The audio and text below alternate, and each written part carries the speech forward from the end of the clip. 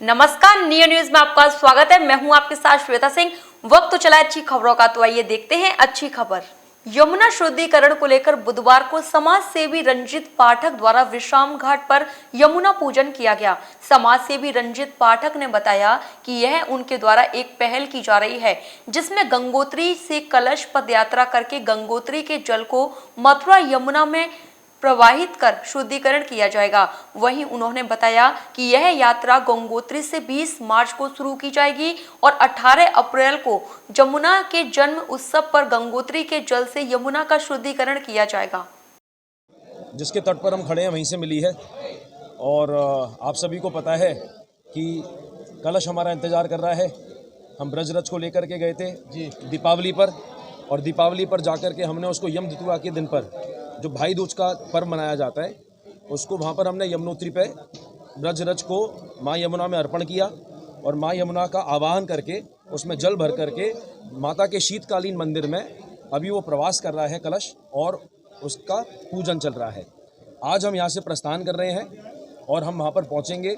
हमने वहाँ पर एक महादेव का मंदिर है जिसका 1984 में उसका लोकार्पण हुआ था, उसको बनाया गया था। उसके बाद से उसका वो थोड़ा सा खंडित हो गया था, तो हमने उसका भी अभी उसको थोड़ा सा ठीक करे है और उसका पुनरुद्धार किया है।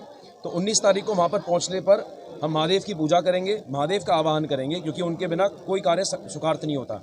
आज बुधवार का दिन है, तो आज हमने श्री गणेश जी का और अपनी माताओं का, बहनों का, देखो यमुना जी के अनेक रूप हैं। हम यहाँ पर यमुना मैया कहते हैं, बट वहाँ पर जहाँ से ये हमारे चंद्रमुनि उनियाल जी हैं, ये वहीं के हैं, ये यमुनोत्री के हैं, ये आए हैं। ये हमारे ब्रज के पंडा हैं, वेद प्रकाश उनियाल, ये उनके पिताजी हैं। तो वहाँ पर माँ यमुना का एक बेटी का भी स्वरूप है, उसका एक बहन का भी स्वरूप है।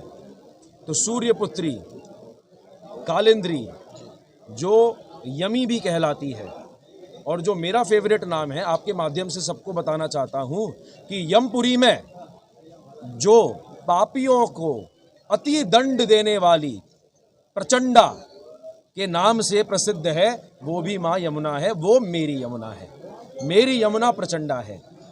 और अब हम वहाँ पर जाएंगे, वहाँ पर जाकर के जो हमने आज यहाँ पर पूजन किया है, मैंने अपनी माँ, बहन, बेटी, भाभी और जिस भी रूप में यमुना जी होती हैं, उस रूप में उनको मैंने पूजा की है। यहाँ पर मैंने माँ की यात्रा का उद्देश्य क्या है? मैंने यात्रा का उद्देश्य ये है कि देखिए, इस देश में आप जब किसी भी कार्य को करवाना चाहते हैं, जब तक उसमें जन और लोग नहीं जुड़ते, तब तक वो कार्य नहीं होता। दिल्ली के बाद में आप सभी को पता है यमुना जी की क्या हालत है, और जो हथनी कुंड है वहाँ से भी उसका 90% पानी डाइवर्ट कर दिया जाता है। तो हम लोग यमुनोत्री से लेकर के जो मथुरा तक की ये जो यात्रा कर रहे हैं, इसमें हमको माता के प्रति सबसे पहले जन जागरूकता फैलानी है। देखिए, श्री कृष्ण और श्री राधा प्रेम का प्रतीक हैं, और तो आदमी यमुना जी को ना भूले, क्योंकि मैं ये बताना चाहता हूँ संसार को अपने माध्यम से कि यमुना जी से डरो। चलो, आपने प्रेम राधा जी को दे दिया, कोई बात नहीं, बट यमुना जी से डरो, क्योंकि यही यमी है। और इस कलयुग में हम सब पापी हैं, ऐसा कोई नहीं बचा जिसने पाप ना किया हो।